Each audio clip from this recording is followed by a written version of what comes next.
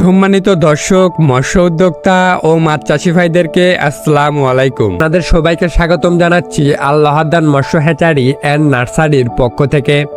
আজকে আমরা আপনাদের মাঝে নিয়ে আসলাম উন্নত মানের কার্ফু মাছের পোনা। তো যে সকল মৎস্য উদ্যোক্তা ভাইরা কার্ফু মাছ চাষ করতে চাচ্ছেন বা চাষের পরিকল্পনা করছেন, আজকের এই ভিডিওটি আপনাদের জন্যই। আজকের এই ভিডিওটি আপনাদেরকে কার্ফু মাছ চাষে অনেকটাই সহায়ক হিসেবে কাজ করবে। আমাদের দেশের সাধারণত বাণিজ্যিকভাবে যে সকল কাপ জাতীয় মাছ চাষ করা হয়ে থাকে তার মধ্যে এই কার্ফু মাছ অন্যতম একটি মাছ। এই কার্ফু মাছ চাষের ক্ষেত্রে আপনি ছোট বড় যে কোনো ধরনের পুকুরেই চাষ করতে পারবেন এবং মিশ্র একক আপনারা চাইলে দুইভাবেই চাষ করতে পারবেন। এই মাছ চাষে কোনো রকম ঝামেলাই পোহাতে হয় না, যার কারণে দিন দিন অনেক মৎস্য উদ্যোক্তা ভাইরাই এই কার্ফু মাছ চাষের দিকে ঝুঁকছেন। তবে এই মাছ চাষের ক্ষেত্রে একক পদ্ধতিতে চাষ করার চেয়েও মিশ্র পদ্ধতিতে চাষ করলে বেশি লাভবান হওয়া যায়, কেননা এই মাছ মিশ্র পদ্ধতিতে চাষ করলে পুকুরের পরিবেশ এবং ভারসাম্য অনেকটাই ভালো থাকে। কার্ফু মাছ চাষের ক্ষেত্রে অবশ্যই আপনাকে পুকুরটিকে ভালোভাবে